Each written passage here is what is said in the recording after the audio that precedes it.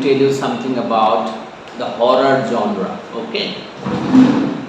So horror story, as we all know, is fascinating to all and sundry. Everybody loves to listen to horror stories or watch horror movies. So basically, horror story is a story in which the focus is on creating a feeling of fear, thrill. Such tales are of basically ancient origin and form a substantial part of the body of folk literature. So they can feature supernatural elements such as ghosts, witches, vampires, blah blah blah, and they can address more realistic psychological tales appertaining to fear, of course. So in Western literature, the literary cultivation of fear and curiosity children for its own sake began to emerge in the 18th century. That is the pre-romantic era with the Gothic novel.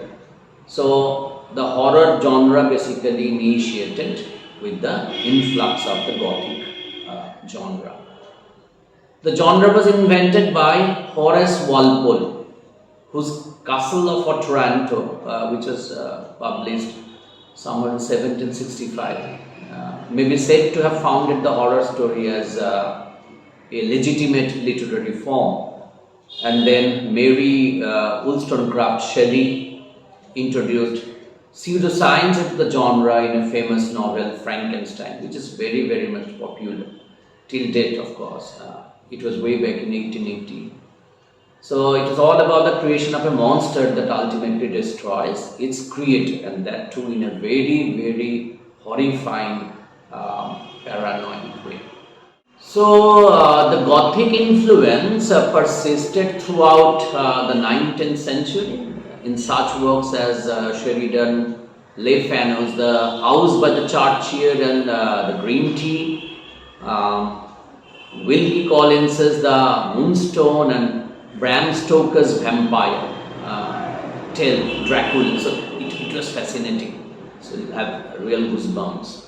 The influence was revived in the 20th century by science fiction and fantasy writers such as Marvin Peake in his Gormenghast series. Other masters of the horror tale were Ambrose Bierce, Arthur McCain, H.P. Lovecraft, and Stephen King, of course. So isolated masterpieces have been produced by writers not usually associated with the particular genre, such as Guy de Maupassant's Leigh Horla, A.E. Copper's Adam and Eve and Pinch Me, and then Saki's, that is H.H. Munro's Fred Nivaster and The Open Window, and W.F. This August Heat. So some of the best known horror stories owe their power to full-bodied characters that develop in realistic social environments and to the very absence of a mysterious atmosphere. So in this category are Alexander Pushkin's The Queen of Spades and W. Jacobs' The Monkey's Paw. So I definitely recommend you this particular story,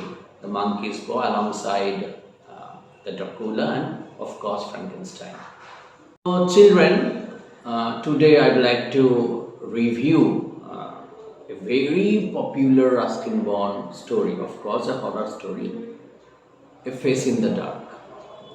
So it's a very popular short story, as you all know, that has been passed on from one generation to another. It falls in the purview of mystery and suspense genre. It's basically connected to horror genre. So through this particular story, the author asserts that even people powerful and even if they are non-believers of evil spirits go blank or have their heart attack when confronted by strange and horrible situations and circumstances. So talking about Face in the Dark, the storyline goes like this. Mr. Oliver, an Anglo-Indian, is a teacher in a reputed public boarding school for several years in Shimla. He's a strong personality, brave of course, and easily shoos away the gossips of ghosts and devils. His cottage isn't far from the school gate.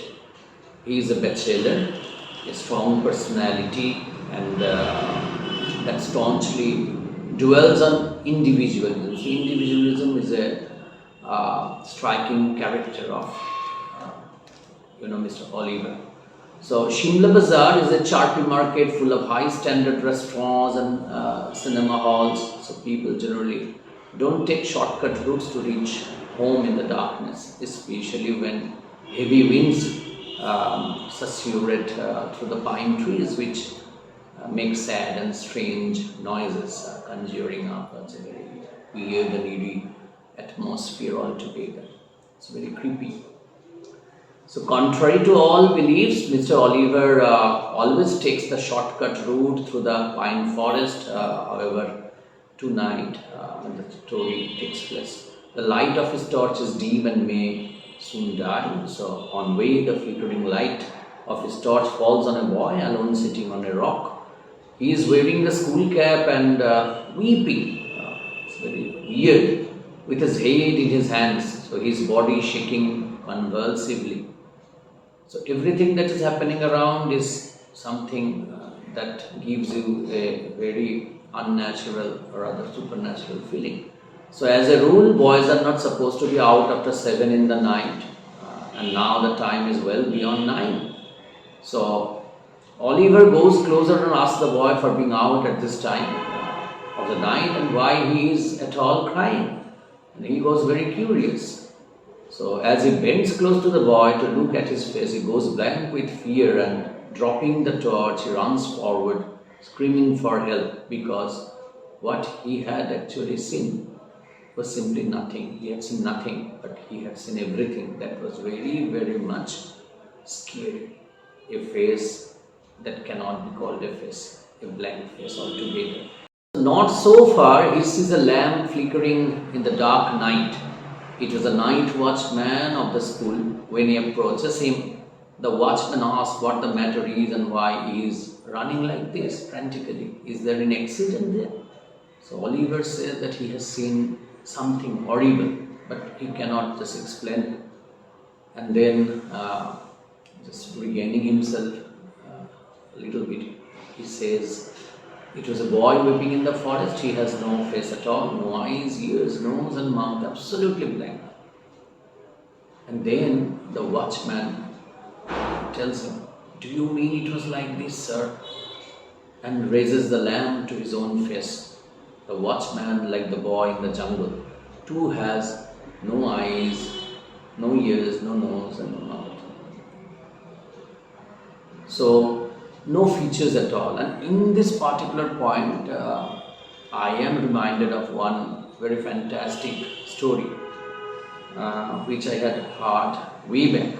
So it was about a man who was working in some tea garden somewhere in North Bengal perhaps. So he didn't have too many people around him of his standard to associate with, and he was not a very good mixer. Okay, so he basically was an introvert kind of a person, a bit reticent, and then he was a workaholic, and he used to work very diligently and religiously throughout the week, and on the last 2 days of the week, it's Saturday and Sunday, so that is weekend officially, he used to go out on his motorcycle to a distant army camp where he had a few friends. So it was his regular routine.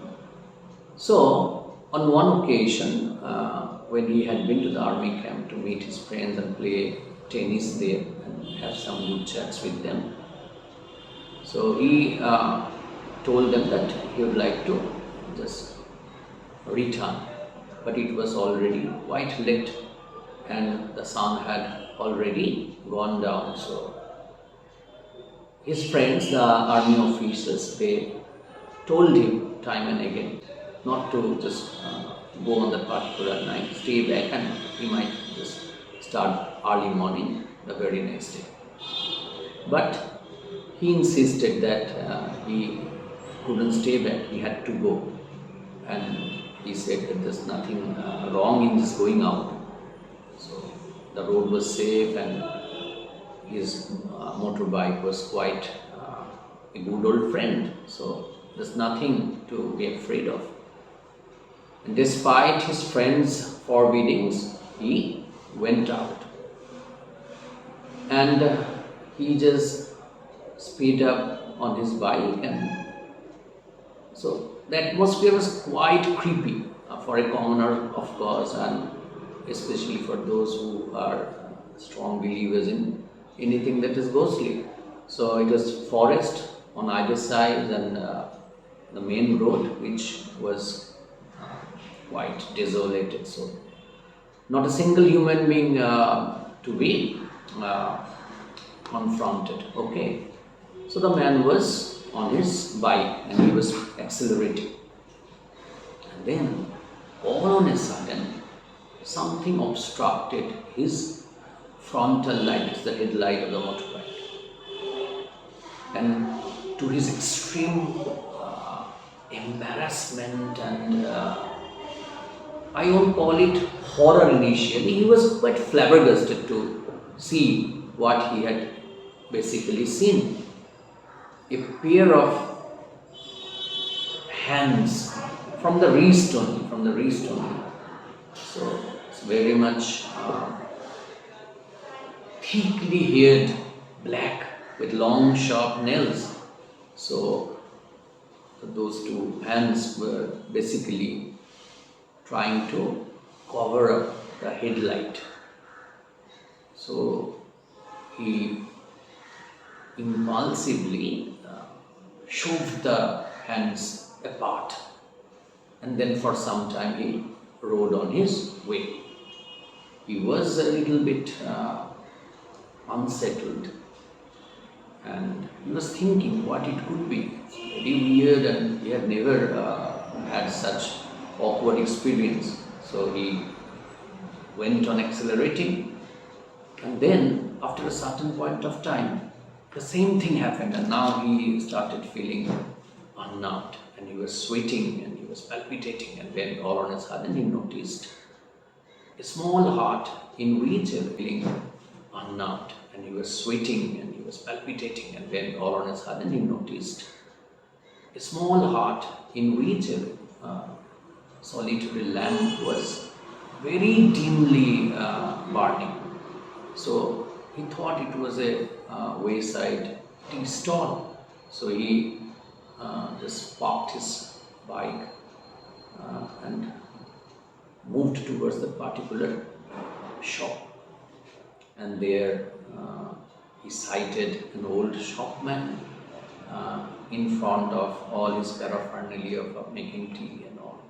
So the old man asked the traveler, so what happened? Why are you looking so this thing beruffled and worried? So the man narrated that everything that he had seen, of course. And then that man took the lamp onto his face, exactly the way the watchman is doing here in this particular story. And he told the man, so did you basically see the hands exactly like this? And all on a sudden, all the light went off, and the man fell fainted there. So that is the story. It's very similar to this, but the basic matter that I'd like to impress upon you people is the situation to which they fall all on a sudden without any preparation as such is extremely telling on their nerves, on anybody's nerve, I would say rather. But there are very, very few people who can withstand that shock, that ghostly shock, I would tell, for even a brief period of time. But Mr. Oliver did, he sustained. So the lamp goes off in this particular story phase in the dark, in the blowing wind, and Oliver dies of heart attack. So he just passed out immediately, and then later on we can assume that despite being a very brave man and having a very strong heart, he also dies of a heart attack. So while others have had their heart attack at the first instance, but he was a tough man. Thus, he has had his heart attack at the second instance, because when he saw the boy with didn't pass out either, but on the second instance, the same thing happened. A brave man like Mr. Oliver couldn't sustain. So, a face in the dark tells all of us about what basically fear is, and you need to be afraid. Okay, thank you very much. So children, if you really enjoyed and liked my work, you may please subscribe, like, comment and share my video. Thank you very much.